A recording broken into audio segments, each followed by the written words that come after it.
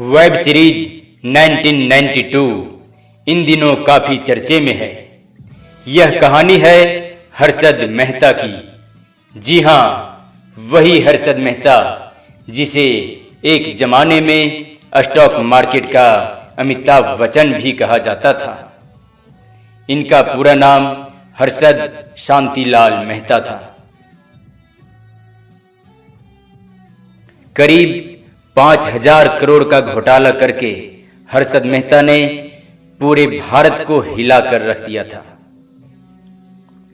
गरीब गुजराती परिवार में जन्मे हर्षद मेहता ने अपने सपनों को पूरा करने के लिए इतने घोटाले किए कि इनके घोटालों को भारत का सबसे बड़ा घोटाला कहा जाने लगा।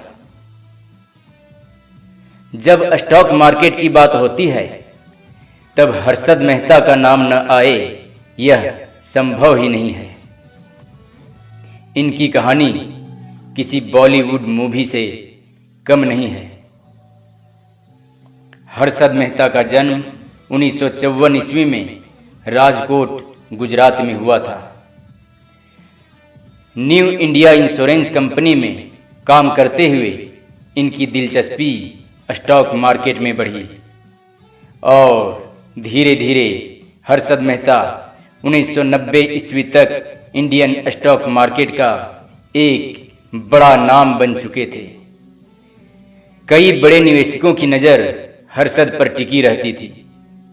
कहा जाता है कि हर्षद जिस भी शेयर को छू दिया करते थे वह सोना बन जाता था।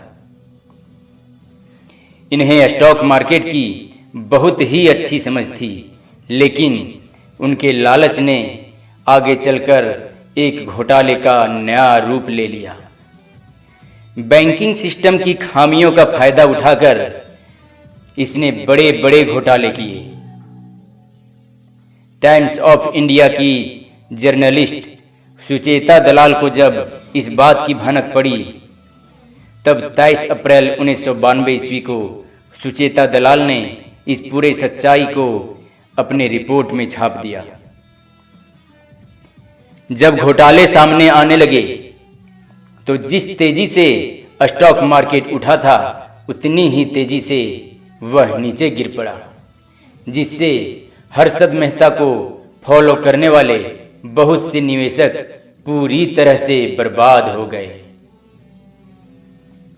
और इस घोटाले की गूंज मुंबई की दलाल स्ट्रीट से लेकर नई दिल्ली में संसद तक सुनाई देने लगी। नवंबर 1992 में हर्षद मेहता को गिरफ्तार कर लिया गया। साथ ही उसके भाई अश्विन को भी कस्टडी में ले लिया गया। घोटाले का पर्दाफाश होने पर हर्षद पर 72 क्रिमिनल चार्जेज लगाए गए, लेकिन 3 महीने के बाद उसे जमानत पर रिहा कर दिया गया।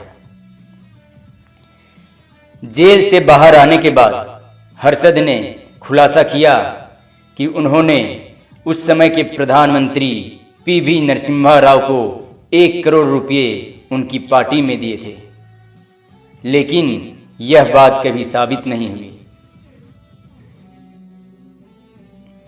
2001 में इसी केस में हर्षद की फिर से गिरफ्तारी हुई और 31 दिसंबर 2001 ईस्वी को दिल का दौरा पड़ने से तिहाड़ जेल में हर्षद की मौत हो गई। कहा जाता है कि इनकी मौत संदिग्ध स्थिति में हुई थी।